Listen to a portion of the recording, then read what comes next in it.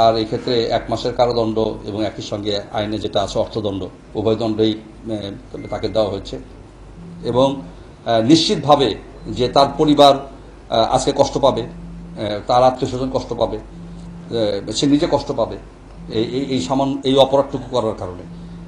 আমরা প্রত্যেকটা চ্যানেলের সাথে কথা বলেছি, মিডিয়ার সাথে কথা বলেছি, কিন্তু কেউ কিন্তু স্পেসিফিক্যালি বলতে পারছিল না যে কোন জায়গা থেকে এই ছবিটা তোলা হয়েছে। সময়টা যেহেতু নির্দিষ্ট করা না, একদিনে 2 বেলা 3 বেলা, দুপুরের বেলা না রাতের বেলা, বিকেল বেলা, সেটা বোঝা যাচ্ছে না। ফলে আমাদের মধ্যে বেশ পাগলের মতো হয়ে গেছে, যেটা হয়েছিল। সর্বশেষ যেটা হয়েছে সেটা হচ্ছে যে নাম্বার 3টা হচ্ছে আপনার ঢেকে রাখা ছিল। উনি ওনার যে নাম্বার প্লেট, সেই নাম্বার প্লেটের পিছনের 3টা ডিজিট উনি ঢেকে রেখে তারপর পথে চলাচল করছিলেন। তো এই সংবাদটা আমরা সামাজিক যোগাযোগ মাধ্যম থেকে জানতে পারি। এটা 21 টেলিভিশন থেকে আমাদের কাছে এসছে, আমি দেখেছি প্রথমে। তারপর 71 টেলিভিশন এবং চ্যানেল 24 এটিকে প্রচার করেছে। আরও হয়তো কিছু গণমাধ্যমে এসছে। তো থাকার পরে সঙ্গত কারণেই আমাদের কাছে একটা প্রশ্ন জাগলো যে এই জাতীয় অপরাধ অথবা যদি এই জাতীয় প্রতারণার কার্যক্রম যদি চালু হয়, তাহলে দেখা যাবে যে এটা আসলে ধীরে ধীরে অনেক লোক হয়তো এটাতে অভ্যস্ত হয়ে পড়তে পারে।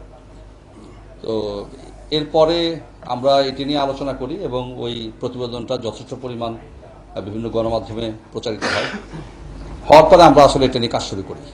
এবং কাজ শুরু করার পরে আমাদেরকে প্রচুর কষ্ট করতে হয়েছে এই বিষয়টা ফাইন্ড আউট করতে। কারণ দেখবেন যে ছবিটা এসছে, সে ছবিতে কিন্তু আমাদের কোনো চেহারা আমরা তখন পাইনি। আমরা পরবর্তীতে যেহেতু রিপোর্টে পাইনি, কিন্তু আমাদের তো ঢাকা শহরের প্রচুর জায়গায় আমাদের সিসিটিভি ফুটেজ আছে। তো এগুলো নিয়ে অ্যানালাইসিস করা, সেই মোটরসাইকেল, একই ধরনের মোটরসাইকেল থাকে, নাম্বার প্লেটগুলো মিলানো। তো এটি নিয়ে অনেক বড় একটি কাজ করার পরে আমরা গতকাল আমরা সক্ষম হয়েছি যে কাজটা করেছে তাকে ধরার ক্ষেত্রে। তার নাম হচ্ছে লাবলু হক, বয়স 38, তার পিতা হচ্ছে আব্দুল হক, মাতা হচ্ছে আনোয়ারা বেগম, এবং সে লালবাগের একজন অধিবাসী। আমরা তথ্যগুলো আপনাদেরকে বিস্তারিত দিয়ে দিব। তো আমাদের ক্ষেত্রে আজকে আপনাদেরকে জানানোর প্রধান উদ্দেশ্য, যে কারণে আমরা কাজটা করেছি, সেটা হচ্ছে যে দেখেন, আমরা ট্রাফিককে একটা শৃঙ্খলা ফিরিয়ে আনার জন্য সবাই কাজ করছি। এবং আমি নগরবাসীর প্রতি অত্যন্ত কৃতজ্ঞ এবং আন্তরিকভাবে ধন্যবাদ জানাচ্ছি যে এত স্বল্প সময়ে এই নগরে চলাচলকারী যারা রয়েছেন, যারা সড়ক ব্যবহার করেন, তারা ভীষণভাবে আমাদেরকে সহায়তা করছেন। আমরা ভেবে নিয়েছিলাম যে হয়তো আমাদের মাস 6 লাগবে যে এই অভ্যস্ততায় চলে আসতে, কিন্তু আমরা আশ্চর্য হিসাবে দেখেছি যে এটি জাস্ট 15 দিনের মধ্যেই আমরা একটা খুব বড় ধরনের একটা পরিবর্তন আমরা দেখতে পেয়েছি। আজকে যে লোকটাকে আমরা আমাদের স্পেশাল ম্যাজিস্ট্রেট আদালতে পাঠিয়েছি, আমরা ইতিমধ্যে শুনতে পাচ্ছি যে, আমি এখনো কাগজটা পাইনি, পেলে আপনারাও পাবেন, যে তার এই ক্ষেত্রে 1 মাসের কারাদণ্ড এবং একই সঙ্গে আইনে যেটা আছে অর্থদণ্ড, উভয় দণ্ডই তাকে দেওয়া হয়েছে। তো এই ক্ষেত্রে আমাদের মেসেজটা খুব স্পষ্ট এবং আমরা খুব বিনয়ের সঙ্গে নগরবাসীকে বলতে চাই যে দয়া করে আমাদেরকে সহায়তা করুন। আপনাদের যদি সহায়তা আমরা না পাই, তাহলে আমাদের একার পক্ষে এটি করা আসলে কোনো সম্ভব না। আর যে ব্যক্তিটি করেছে, আমরা ইচ্ছা করলে নিয়ে আসতে পারতাম, আপনাদের সামনে হাজির করতে পারতাম, এটিও আসলে আমরা চাই না। কেন চাই না? যে কোনো বিচারের সঙ্গে আমার কাছে মনে হয় যে মানবিকতার একটা সম্পর্ক থাকা উচিত, এবং নিশ্চিতভাবে যে তার পরিবার আজকে কষ্ট পাবে, তার আত্মীয়স্বজন কষ্ট পাবে, সে নিজে কষ্ট পাবে এই অপরাধটুকু করার কারণে। তো আমরা সবার কাছে একটা মেসেজ দিতে চাই যে মামলার সংখ্যা বাড়ানো, কাউকে বিচারের গোড়ায় দাঁড় করানো, কাউকে সাজা দেওয়া, এটি কিন্তু আমাদের কোনো উদ্দেশ্য না। আমাদের প্রধান উদ্দেশ্য হচ্ছে যে সবাইকে সচেতন করা, যে আমরা নিজ থেকে যেন আইনটা আমরা মানার চেষ্টা করি। তারপরও যে ব্যত্যয় হয় না তা না, ব্যত্যয় তো হয়, এবং ব্যত্যয় যেখানে হবে সেখানে কিন্তু আইনের প্রয়োগ অত্যন্ত কঠোরভাবে আমরা এই জিনিসটা দেখব।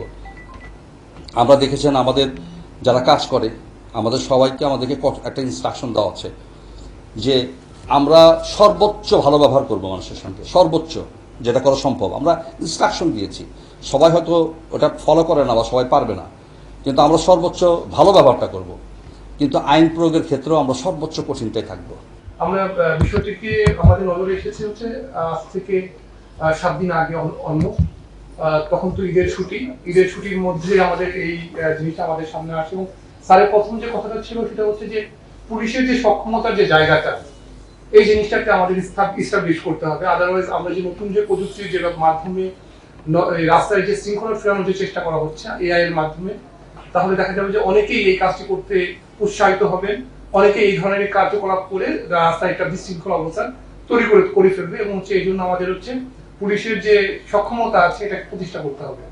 তো আমরা এটার মধ্যে যেটা প্রবলেমটা ছিল সেটা হলো যে প্রথমত হচ্ছে যে আমরা প্রত্যেকটা চ্যানেলের সাথে কথা বলেছি, মিডিয়ার সাথে কথা বলেছি, কিন্তু কেউ কিন্তু স্পেসিফিক্যালি বলতে পারছিল না যে কোন জায়গা থেকে এই ছবিটা তোলা হয়েছে, কে তুলেছেন। ম্যাক্সিমামের কথা হচ্ছে যে তারা হচ্ছে ভিডিও ভাইরাল হয়েছে সোশ্যাল মিডিয়াতে, সেখান থেকে তারা হচ্ছে এই ছবিটা পেয়েছেন এবং হচ্ছে যদিও স্যার বলেছেন যে 19 তারিখের ঘটনা, কিন্তু আমাদের যারা সম্মানিত মিডিয়া পার্সোনালিটিস যারা ছিলেন তারা কিন্তু আমাদেরকে 19 তারিখের কথাটা বলতে পারেন নাই। ফলে আমাদের যেটা হয়েছে সেটা হলো যে পুরো জায়গাটাতে আমরা কিন্তু সিসি ফুটেজের যে সহায়তা যেটা নেওয়ার কথা সেটা কিন্তু নিতে পারিনি। দ্বিতীয়ত হচ্ছে যে আমরা তখন হচ্ছে মানে অনেকটা গেজের মধ্যে দিয়ে কাজ করার চেষ্টা করেছি যে এই লোকেশনটা কোথায় হতে পারে। আমরা পরবর্তীতে দেখতে পেয়েছি যে এটা হচ্ছে আমাদের এই 7 রাস্তা মোড়ের যে সাথে যে বিজি প্লেসের সাথে যে রাস্তার যে আমরা অনেকগুলো ছবি তুলে তারপর হচ্ছে মানে কম্পারেটিভ অ্যানালাইসিস করে বুঝতে পারলাম যে এই ছবিটা বা এই মোটরসাইকেলটা বেসিক্যালি এই ফুটপাতের কাছ দিয়ে গিয়েছে বিধায় এইখানে হয়তোবা ছবিটা তোলা হয়েছে। তো এরপর হচ্ছে যে সময়টা কতদিনের হতে পারে, সময়টা যেহেতু নির্দিষ্ট করা না, একদিনে 2 বেলা 3 বেলা, দুপুরের বেলা না রাতের বেলা বিকেল বেলা, সেটা বোঝা যাচ্ছে না। ফলে আমাদের মধ্যে বেশ পাগলের মতো হয়ে গেছে যেটা হয়েছিল। সর্বশেষ যেটা হয়েছে সেটা হচ্ছে যে নাম্বার 3টা হচ্ছে আপনার ঢেকে রাখা ছিল, একটা নাম্বার খোলা। ফলে আমাদের 000 থেকে 999 পর্যন্ত কাজ করতে হয়েছে, অর্থাৎ অলমোস্ট একটা মোটরসাইকেলকে চিহ্নিত করতে গিয়ে আমাদেরকে 999টি মোটরসাইকেলকে লক করতে হয়েছে। এর মধ্যে আমরা কিছু পারমুটেশন কম্বিনেশনের মাধ্যমে যে কালারটা চেঞ্জ করেছি, যে কালারটা যদি ব্ল্যাক আমরা ব্ল্যাকটাই ধরেছি। তারপরে হচ্ছে যেটা হতে পারে যে এটা মানে পালসার হতে পারে না হাঙ্ক হতে পারে, এরকম একটা আইডিয়া করে কিছু কিছু কমানোর চেষ্টা করেছি। তারপরে যেটা করা হয়েছে যে কিছু কিছু গাড়ি ঢাকাতে নাই, ঢাকার বাইরে চলে গেছে, তাদেরকে আমরা বের করার চেষ্টা করেছি। কিছু কিছু মানে মোটরসাইকেল সত্যিকার অর্থে ঢাকাতেই চলেছে কিনা সেই ব্যাপারে তাদের সিরিয়াল অ্যানালাইসিস গুলো করা হয়েছে। এরকম করে শেষ মুহূর্তে আমরা কমাতে প্রায় 70-80টার মতো নেওয়া হয়েছে। 70-80টার মানে আরো বেশি কমানো দেখা হয়েছিল। এবং তারপর হচ্ছে প্রত্যেকটা ব্যক্তির সাথে যোগাযোগ করা। ঈদের মধ্যে আমাদের ব্যক্তির সাথে যোগাযোগ করতে হয়েছে, ভাই আপনার নাম্বার প্লেটের ছবিটা দেন। নাম্বার প্লেটের অনেকেই ছবি দিতে চেয়েছে, অনেকেই বলতেছে যে আমি কেন দেবো ইত্যাদি ইত্যাদি। এবং এমনও হয়েছে যে আমাদেরকে ট্রাফিক সার্জনদেরকে নিয়ে ওই বাসায় গিয়ে ছবিটা তুলে তারপর হচ্ছে দেখতে হয়েছে, একেবারে ম্যানুয়াল কাজ। তারপরে দেখা গেছে যে ওই ভদ্রলোক সে তার নাম্বার প্লেটের সাথে নাম্বার প্লেটের ডিজাইনের সাথে যখন মিলেছে এবং তার সাথে যে তার গতিবিধি যেটা আছে আমরা সেটাকেও পর্যালোচনা করেছি। তিনি বেসিক্যালি কাজই করে হচ্ছে আমাদের তেজগাঁ এলাকাতে এবং এইখান থেকেই হয়তো তিনি গিয়েছেন তার জরুরি কাজে। এবং সেই সময় তার হেলমেট ছিল না, আমার কাছে যেটা স্বীকার করেছে যে তার হেলমেট ছিল না, হেলমেট না থাকার ফলে তার মাথায় ঢুকেছে। তো রাস্তায় ঢুকলেই এআই এর মাধ্যমে দ্রুত হচ্ছে মামলাটা চলে যায় বা এরকম একটা ব্যবস্থা করেছে সরকার। সেহেতু সে হচ্ছে তার এক বন্ধুর প্ররোচনা বা তিনি নিজে সেটা হচ্ছে 3টা ডিজিট আটকে দিয়ে তারপর হচ্ছে রাস্তাটা এই পরিভ্রমণ করেছেন। তিনি হয়তো বা ম্যাজিস্ট্রেট মহোদয়ের কাছে তার দোষ স্বীকার করেছেন এবং সেক্ষেত্রে তার যে সাজা যেটা দেওয়া আছে সেটা হচ্ছে দেওয়া হয়েছে। আমরা শুধুমাত্র একটা জিনিস করার চেষ্টা করেছি যে সেটা হচ্ছে ডিএমপির যে সক্ষমতা যে জায়গাটা, যে একেবারেই কেউ যদি ট্রাফিক আইন ভায়োলেশন করতে চায় এই প্রক্রিয়ার মাধ্যমে, তাহলে হয়তো বা আমাদেরও কাজ করার সুযোগ আছে, আমরাও হয়তো বা তাদেরকে বের করে নিয়ে আসা, যদিও অনেক কষ্ট হয়ে যায়, বের করতে পারবো। বাট আমার কাছে মনে হচ্ছে যে জনসাধারণের হচ্ছে সহায়তাটা আরেকটু বেশি লাগবে। কারণ এআই বলেন বা যাই বলেন না কেন, প্রযুক্তির সাথে যদি মানুষের সহযোগিতা না থাকে তাহলে কিন্তু কখনোই আমাদের মতো ছোট্ট দেশে এবং ছোট্ট পুলিশের সক্ষমতার মধ্যে কিন্তু রাস্তার যে ট্রাফিকের মতো একটা জটিল কাজ, এটা কিন্তু পুরোপুরি শেষ করা সম্ভব না।